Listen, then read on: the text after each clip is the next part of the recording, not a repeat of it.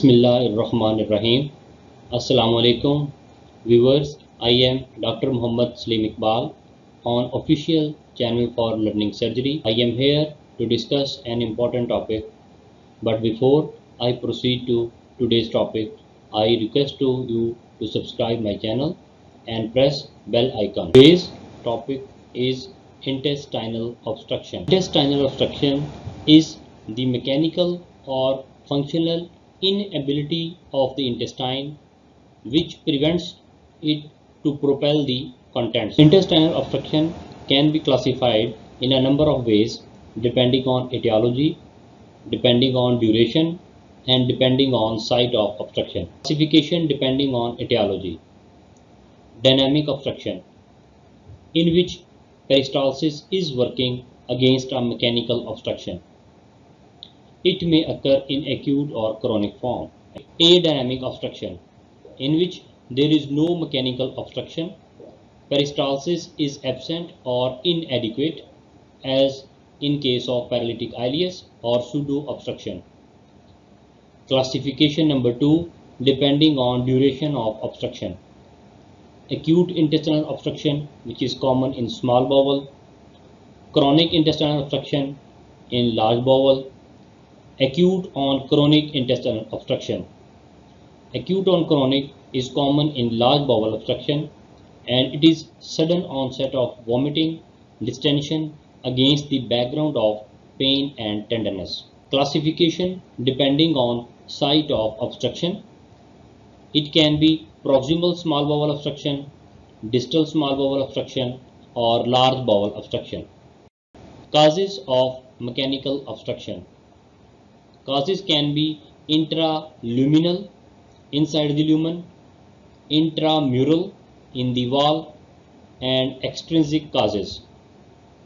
Intraluminal causes can be foreign bodies, barium inspission, bezoars, for example phytobezoars and trichobezoars, inspissated fecal matter, gallstones, meconium, parasites, swallowed objects. Intussusception, usually associated with tumor, polypoid or exophytic lesion in adults. Then intramural causes. They can be congenital causes, for example atresias, strictures, stenosis, web, intestinal duplications, for example Meckel's diverticulum. Inflammatory process, as in Crohn's disease, diverticulitis, chronic intestinal ischemia or post-ischemic strictures, radiation enteritis, and medication induced. The next intramural cause is neoplasm. Neoplasm can be primary bowel, for example benign or malignant neoplasms of gut, and secondary neoplasm, for example the metastatic disease, especially the case of melanoma. Then traumatic induced causes, for example intramural hematoma of duodenum. Extrinsic causes. Extrinsic causes, adhesions are the most common cause of intestinal obstruction. Then there can be congenital causes, for example band of Ladd or Meckel's band. Then post-operative or post-inflammatory adhesions or band. Then other extrinsic causes are hernias. They can be external or internal, volvulus, external mass effects, for example abscesses, annular pancreas, carcinomatosis, endometriosis, pregnancy, and pancreatic pseudocyst. Pathophysiology of intestinal obstruction. Irrespective of etiology or acuteness of onset, in dynamic, that is mechanical obstruction, the bowel proximal to obstruction dilates and bowel below the obstruction exhibit normal peristalsis and absorption until it becomes empty and collapse. Initially, proximal peristalsis is increased to overcome the obstruction. If the obstruction is not relieved, bowel continue to dilate. Ultimately, there is a reduction in peristalsis and it results in flaccidity, and paralysis. The distension proximal to an obstruction is caused by two main factors. Gas. There is significant overgrowth of both aerobic and anaerobic organisms, resulting in considerable gas production. Number second, there is also swallowed air that gets accumulated. Following reabsorption of oxygen and carbon dioxide, the majority of gas is made up of nitrogen and hydrogen sulfide. Second cause of distension is fluid. Fluid that is made up of various digestive juices, which are saliva, bile, pancreatic secretions, gastric secretions. They accumulate in gut lumen as absorption by obstructed gut is retarded. Cardinal features of acute obstruction. Cardinal features are abdominal pain, vomiting, absolute constipation, and abdominal distension. Now, briefly about clinical features of intestinal obstruction. The diagnosis of dynamic intestinal obstruction is based on classical quadrat of pain, distension, vomiting, and absolute constipation. The nature of presentation will also be influenced by whether the obstruction is complete or incomplete. Abdominal pain. Initially, abdominal pain is colicky and intermittent. Later, it becomes continuous and severe. Pain is first symptom to develop, which is sudden and severe. Initially, colicky pain suggests obstruction, and eventual diffuse peristaltic pain suggests strangulation. Pain begins usually around umbilicus in small bowel obstruction. In small bowel obstruction, it is crampy, recurrent paroxysm occurring as short crescendo-decrescendo episodes of 30 seconds. In large bowel obstruction, it is of longer duration and longer episodes. In paralytic and adynamic ileus, pain is diffuse and is mild. Second is vomiting. In jejunal obstruction, vomiting is early and persistent. In ileal obstruction, it is recurrent, occurring at an interval, initially bilious and later it becomes feculent. In large bowel, vomiting is a very late feature when ileocecal wall become incompetent. Third feature is distension. Distension is absent or minimal in case of jejunal obstruction. Distension is obvious with visible intestinal peristalsis and borborygmus sounds in case of ileal obstruction, step ladder peristalsis. It is enormous in case of large bowel obstruction. Constipation. Constipation may be classified as absolute constipation, neither feces or flatus is passed, or relative constipation where only flatus is passed. The rule that absolute constipation is present in intestinal obstruction does not apply in case when the obstruction is caused by Richard's hernia, gallstone ileus, mesenteric vascular occlusion, functional obstruction associated with pelvic abscess, and all the cases of partial obstruction. What it means? It means that these are type of obstruction which present with diarrhea rather than constipation. Then other features of intestinal obstructions are dehydration. Intestinal obstruction leads to oliguria, ultimately renal failure if not treated urgently. Dehydration and electrolyte loss are due to reduced oral intake, defective intestinal absorption, losses as a result of vomiting, sequestration of large fluid in the bowel lumen, and transudation of fluid into the peritoneal cavity.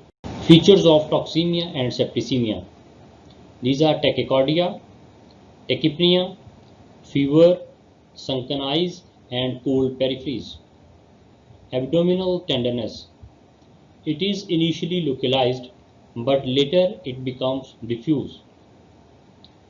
Features of strangulation. Continuous severe pain, shock, tenderness, rebound tenderness, guarding and rigidity, along with absent bowel sounds.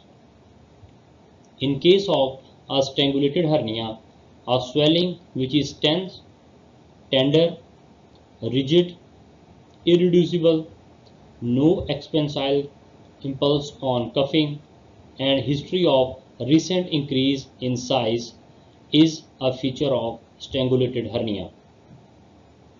Causes of strangulation: direct pressure on bowel wall as hernia orifices, adhesions and bands, interrupted mesenteric flow as in volvulus and intussusception, and increased intraluminal pressure as in closed loop obstruction. Then temperature. Fever signifies inflammation in bowel wall, ischemia or perforation. Hypothermia can occur when septicemia develops due to lack of pyrogenic response. It suggests poor prognosis. Bowel sounds. Bowel sounds are increased, high-pitched metallic rushes and groans sounds, followed by metallic tinkling sounds of dilated bowel. Eventually, once fatigue occurs or gangrene develops, bowel sounds are not heard. That is, silent abdomen of peritonitis develops. In paralytic ileus, there are only continuous metallic sounds of dilated bowel. Per rectal examination. Per rectal examination shows empty dilated rectum, often with tenderness. If rectal growth is the cause of obstruction, it may be palpable on digital rectal examination. Features of obstruction. In high small bowel obstruction, vomiting occurs early. Vomiting is profuse and causes rapid dehydration. Distension is minimal with little evidence of dilated small bowel loops on abdominal radiography. In low small bowel obstruction, pain is predominant with central distension. Vomiting is delayed. Multiple dilated small loops are seen on radiography. In large bowel obstruction, distension is pronounced. Pain is less severe. Vomiting and dehydration are later features. The colon proximal to obstruction is distended, and abdominal radiography will outline the distended colon. Small bowel wall will be dilated if ileocecal wall is incompetent. I know I need your concentration to memorize this very important table. If you will be able to memorize this table, you can pick easily the site of obstruction on history and examination. So please stay in touch. What are symptoms and signs? Pain. In proximal small bowel, pain is intermittent, intense, colicky, often relieved by vomiting. In distal small bowel, when it is open loop obstruction, the pain is intermittent to constant. In distal small bowel, when it is closed loop obstruction, pain is progressive, intermittent to constant, and rapidly worsens. And in case of colon and rectum, pain is continuous. Then vomiting. Large volumes, bilious and frequent in case of proximal small bowel, and in case of distal small bowel with open loop obstruction, vomiting is low volume, frequent, and progressively become feculent with time. And when the small bowel obstruction is closed loop, vomiting may be prominent. And in case of obstruction at the level of colon and rectum, vomiting is intermittent, not prominent, and feculent when the vomiting is present. Vomiting is a very late feature in case of colonic and rectal obstruction. Then tenderness, epigastric or perimylical, quite mild unless strangulation in case of proximal small bowel obstruction, and tenderness is diffuse and progressive in case of distal small bowel obstruction when it is open loop, and in case of small bowel closed loop obstruction it is small and progressive, and in case of colon and rectal it is diffuse. Distension, it is absent in proximal small bowel obstruction. In distal small bowel it is moderate to marked, and in small bowel obstruction with closed loop it is often absent, and distension is marked when obstruction is at the site of colon and rectum. Then obstipation. Obstipation may not be present in proximal small bowel obstruction.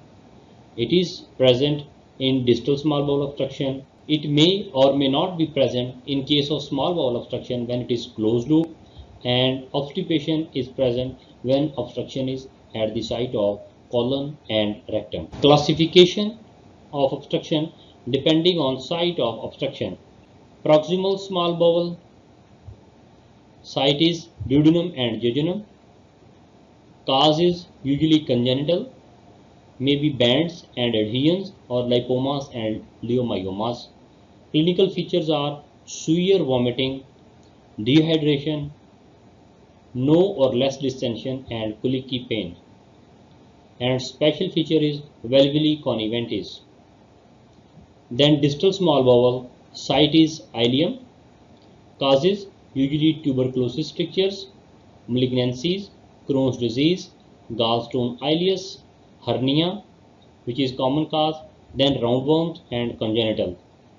Clinical feature is central distension, vomiting, dehydration, central abdominal pain. Features on X-ray is characterless central air fluid level. Large bowel obstruction, site is anywhere in large intestine. Causes are usually malignancy, strictures, anorectal malformations, valvulus, congenital megacolon, and bands. Clinical features are constipation, distension is early, and vomiting is late feature, and pain is usually less and diffuse. Features on X-ray, dilatation of large gut, and feature is hastration. Complications of intestinal obstruction. It can cause peritonitis, hypovolemic and septic shock, renal failure, acute respiratory distress syndrome, and intra-abdominal abscess formation. Investigations. Plain X-ray abdomen. Plain X-ray abdomen, supine and erect, are taken. X-ray chest with diaphragm is taken to rule out perforation. Normally there are 3 air fluid levels, but in case of intestinal obstruction, air fluid levels are marked. Findings on X-ray may be multiple air fluid levels. Jejunum shows concertina effect due to valvulae conniventis. Ileum is smooth and characterless. Large bowel shows hastrations. Proximal the obstruction, lesser the air fluid levels. Distal the obstruction, more the air fluid levels. Then pneumobilia, gas in biliary tree, it may be due to gallstone ileus.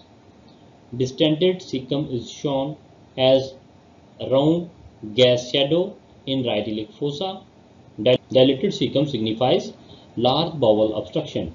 Barium enema or gastrographin contrast enema. It is successful in intussusception. Barium meal is usually contraindicated in acute intestinal obstruction. Then serological investigations. Hematocrit, urea and creatinine, arterial blood gas analysis because acidosis is common, then liver function test, platelet count. In severe sepsis, platelet count may be altered along with altered liver function test. Then serum electrolyte estimation. Hypokalemia is common and can be a cause of intestinal obstruction. Then TLC, that is total leukocyte count, it is increased. But in case of severe sepsis, TLC may be very low.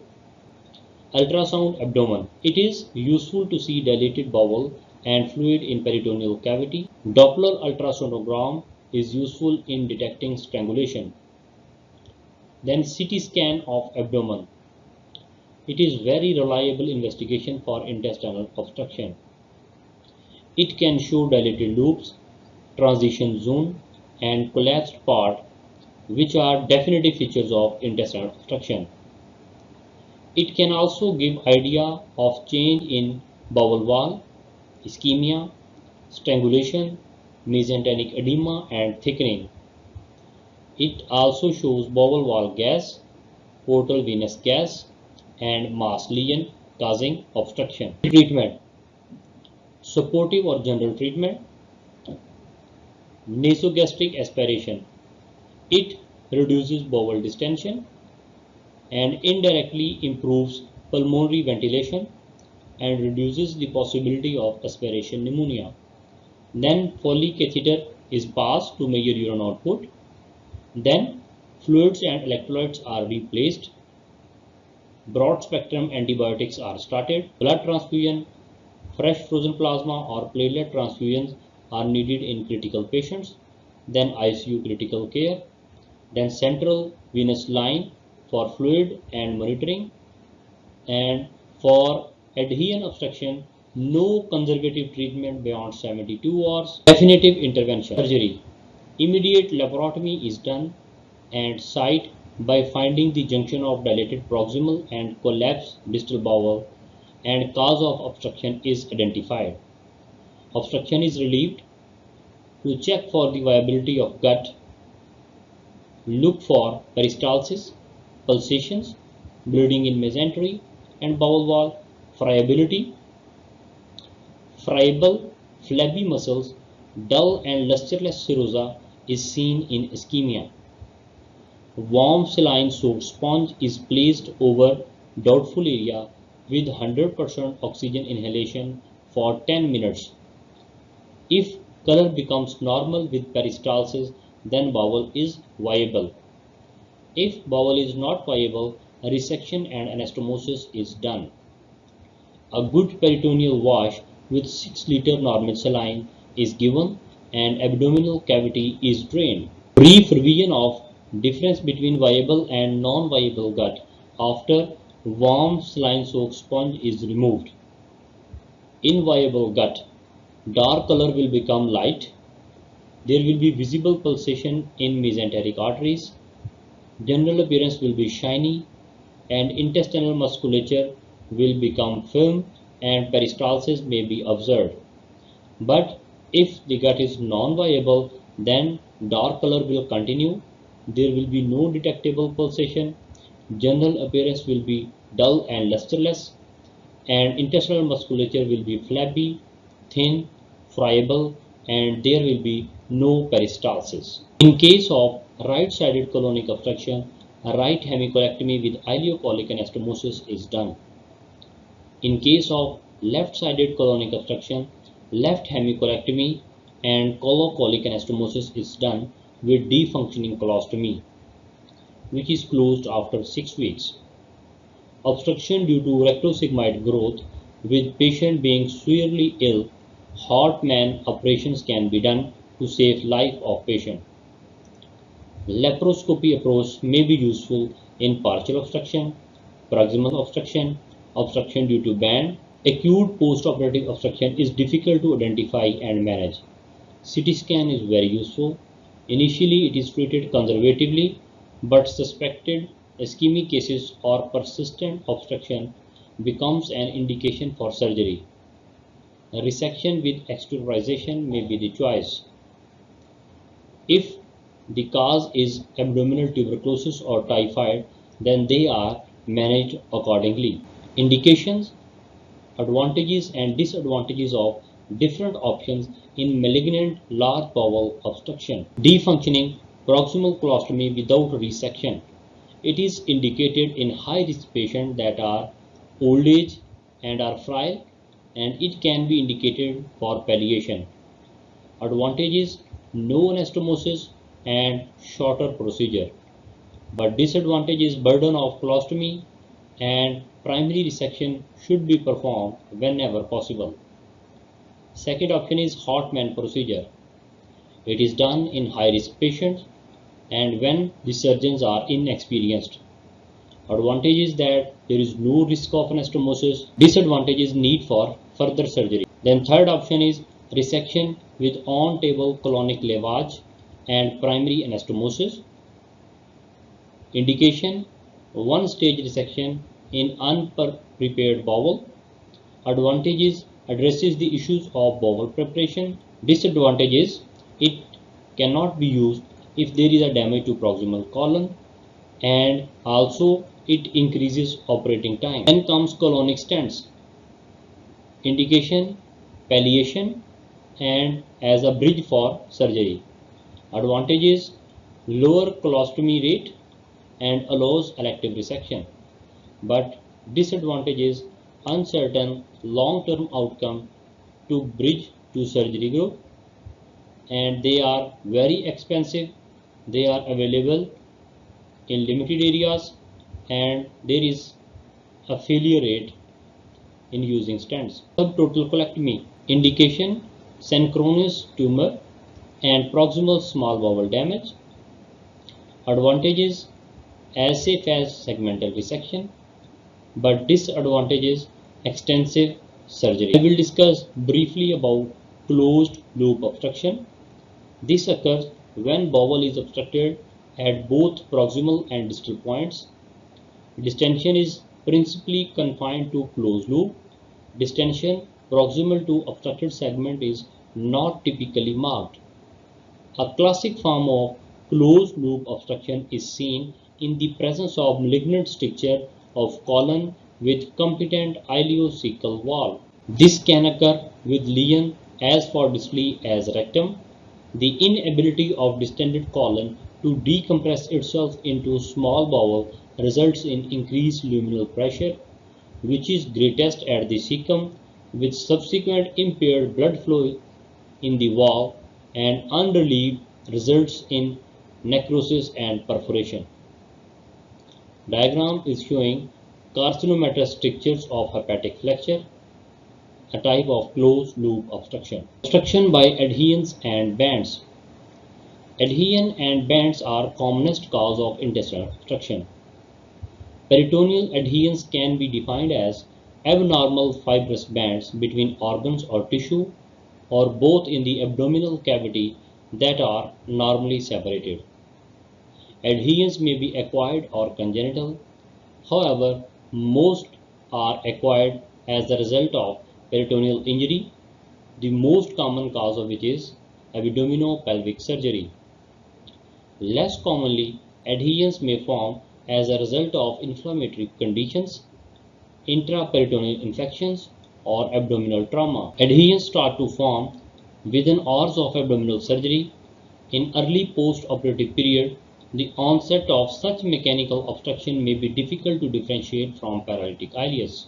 Any source of peritoneal irritation results in local fibrin deposition, which produces adhesions between opposed surfaces. Adhesions may be classified into various types as early, that is fibrinous adhesions, or late fibrous adhesions, or by underlying etiology. Post-operative adhesions giving rise to intestinal obstruction usually involve lower small bowel and almost never involve large bowel. Types of adhesions. Types of adhesions. Type 1, fibrinous adhesions, easy, flimsy ones. They occur during 5th to 10th post-surgical period and usually get resolved completely. It is a vascular and flimsy. Early fibrous adhesions may disappear when the cause is removed, or they may become vascularized and replaced by mature fibrous tissue. Type 2, fibrous adhesions, difficult and dense ones, due to lack or poor blood supply, bowel gets attached to part of peritoneum or omentum or other parts of bowel with dense vascular adhesions to maintain blood supply. It will persist and precipitate intestinal obstruction, often subacute and recurrent type. Adhesions due to tuberculosis are severe, dense, and difficult to separate. Common causes of intra-abdominal adhesions. These are acute inflammation at the sites of anastomosis, reperitonealization of raw areas, trauma and ischemia. Then second cause is foreign material, for example towel, starch, gauze and silk. Then infection, for example in case of peritonitis and tuberculosis. Chronic inflammatory conditions, these are Crohn's disease and radiation enteritis. These are common causes of intra-abdominal adhesions. Then predisposing factors for adhesions formation. These are ischemia, drying of serosal surfaces, excessive suturing, omental patches, infection, traction of peritoneum, blood clots retained in peritoneal cavity, prolonged surgeries, adnexal trauma, and cornstarch powder linked from surgical gloves, masks, laparotomy pads, etc. Factors that limit adhesions formation. Good surgical technique, washing out peritoneal cavity with saline to remove clots, minimizing contact with gauze, covering anastomosis and raw peritoneal surfaces. Clinical features of adhesive intestinal obstructions are abdominal pain, that is colicky type, recurrent and episodic, distension, vomiting, constipation, reduced bowel sounds on auscultation, previous surgical scar commonly observed, then dehydration, tachycardia and hypotension. Treatment of adhesions obstruction, supportive management, passing NG tube, passing Foley catheter, maintaining fluid and electrolyte balance, then conservative treatment up to 72 hours and surgical intervention.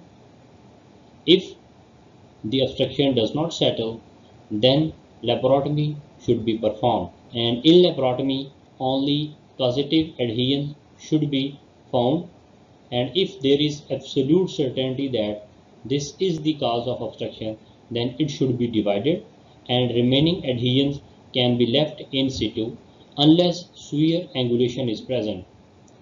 Division of non-obstructing adhesions will cause further adhesions formation in future. When obstruction is caused by an area of multiple adhesions, then adhesions should be freed by sharp dissection from duodenojejunal junction to cecum. Following release of band obstruction, the constriction site that have suffered direct compression should be carefully assessed, and if it shows residual color change, it should be invaginated with seromuscular suture. Laparoscopic adhenolysis may be considered in selective cases of small obstruction with expertise and when the instruments are available. Treatment of recurrent obstruction by adhesion. Options are repeat adhenolysis, then Noble plication, then Charles Phillips transmesenteric plication, then intestinal intubation, that is visual jejunostomy. Adynamic obstruction, paralytic ileus. It is a state in which intestine fails to transmit peristalsis due to failure of neuromuscular mechanism, that is Auerbach and Meissner plexus. It may be localized or generalized. Type 1 panintestinal, type 2 upper GIT, type 3 lower GIT. Triad of dysmotility includes pharmacological, that is opioids, neurogenic, and inflammation. Varieties. It is of following varieties, that is post-operative paralytic ileus. A degree of ileus usually occurs after any abdominal procedure and it is self-limiting with a variable duration of 24 to 72 hours. Post-operative ileus may be prolonged in the presence of hypoproteinemia or metabolic abnormalities. Then infection. Intra-abdominal sepsis may give rise to localized or generalized ileus. Reflex ileus. It may occur following fractures of spine or ribs, retroperitoneal hemorrhage, or even by the application of plaster jackets. Then metabolic causes, for example, uremia and hypokalemia are common contributory factors. Common etiologies of ileus: abdominal surgery, infection, electrolyte abnormality, in which hypokalemia is most common, then medications, hypothyroidism, ureteric colic, retroperitoneal hemorrhages, spinal cord injuries, then myocardial infarction and mesenteric ischemia. Measures to reduce post-operative ileus. Intraoperative measures: minimum handling of bowel, laparoscopic approach when possible and feasible, and avoiding excessive intraoperative fluid administration. Then post-operative measures to reduce post-operative ileus is early enteral feeding, epidural anesthesia if indicated, avoid excessive intravenous fluid administration, correct electrolyte abnormalities, consider non-opioid analgesias. Clinical features. Paralytic ileus takes on a clinical significance if 72 hours after laparotomy there is no passage of flatus, no bowel sounds, marked abdominal distension, vomiting of large volume of fluid, tachycardia, respiratory distress, high-pitched tingling nodes like bells at evening feeling, dull abdominal pain, features of fluid, protein and electrolyte imbalance. Investigations: serum electrolyte estimation, especially potassium, liver function test, urea creatinine, ECGs, X-ray abdomen, ultrasound abdomen and CT scan. Treatment: nasogastric aspiration, Foley catheterization, correction of fluid and electrolyte imbalance, and then treat the primary cause. Measurement of abdominal girth is necessary to see whether patient is recovering or not. Decompression of large bowel can be tried by inserting a flatus tube per annuli into rectum and keeping in place for few hours. Most often, patient recovers in 3 to 6 days by conservative treatment. In prolonged, life-threatening paralytic ileus, laparotomy is done and bowel is decompressed with Savage decompressor and closed with tension sutures. I hope you have enjoyed my today's lecture. Today's lecture was a bit lengthy one, but it was lengthy because I want to clear the concepts of all the students and healthcare professionals about intestinal obstruction. Intestinal obstruction is a very common disease and many patients are coming in surgical emergency with this complaint. So it is very much important to know exact cause, exact site and exact management protocol of the patient with intestinal obstruction. I hope you have enjoyed today's lecture. I am very thankful to you for your valuable time. Stay in touch, stay blessed, take care.